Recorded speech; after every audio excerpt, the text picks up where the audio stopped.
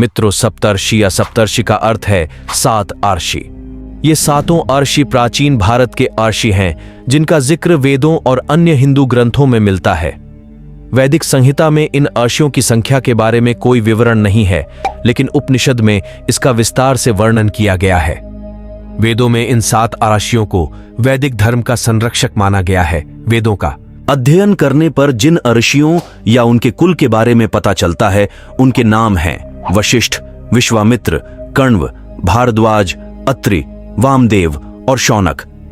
हालांकि पुराणों में ऋषियों के नाम में कुछ भेद दिखते हैं।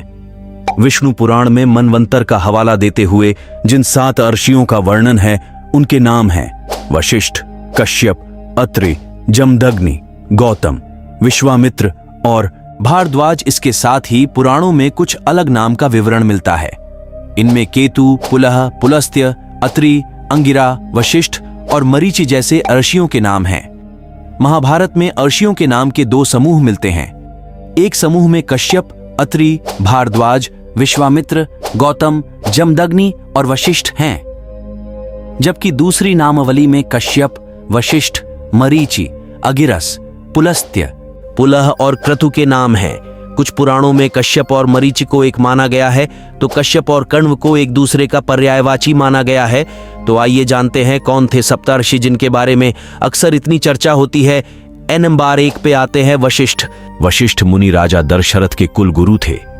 वशिष्ठ ऋषि दशरथ के 4 पुत्र राम, लक्ष्मण, भरत और शत्रुघ्न के गुरु थे।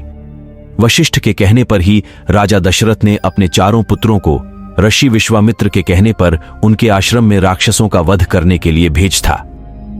नंबर 2 पे है विश्वामित्र। ऋषि विश्वामित्र मुनि होने के साथ ही राजा भी थे।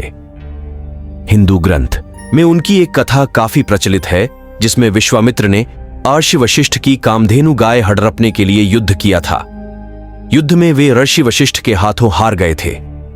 ऋषि विश्वामित्र की तपस्या और मेनका द्वारा उसे भंग करने की कथा काफी प्रचलित है। नंबर 3 पे आते हैं कण्व। इनके बारे में कहा जाता है कि हिंदू रीति रिवाजों में सबसे महत्वपूर्ण यज्ञ सोमयज्ञ को कण्व ऋषियों ने ही शुरू किया था। कण्व ऋषियों के आश्रम में ही हस्तिनापुर के राजा दुष्यंत की पत्नी शकुंतला और उनके पुत्र भरत का पालन पोषण किया गया था। तो मित्रों, नंबर 4 पे है भारद्वाज। ऋषियों में भारद्वाज को सबसे श्रेष्ठ स्थान प्राप्त है। भारद्वाज ऋषि राम के पूर्व हुए थे। अथर्व वेद में भारद्वाज के 23 मंत्र मिलते हैं। भारद्वाज स्मृति और भारद्वाज संहिता के रचयिता ऋषि भारद्वाज ही थे। ऋषि भारद्वाज ने यंत्र सर्वस्व नाम के ग्रंथ की रचना की थी। नंबर 5 है अत्रि ऋषि। अत्रि ब्रह्मा के पुत्र, सोम के पिता, कर्दम प्रजापति और देवहूति की पुत्री अनुसूया के पति थे। देश में कृषि के विकास के लिए ऋषि अत्रि का योगदान सबसे बड़ा माना जाता है। अत्र ऋषियों के बारे में कहा जाता है वे लोग सिंधु पार कर पारस यानी कि आज का ईरान चले गए थे, जहां उन्होंने हिंदू यज्ञों का प्रचार किया। माना जाता है कि अत्रि ऋषियों के कारण ही पारसी धर्म का सूत्रपात हुआ। नंबर 6 वामदेव ऋषि। वामदेव को संगीत का सूत्रपात करने के लिए जाना जाता है। वामदेव गौतम ऋषि के बेटे थे।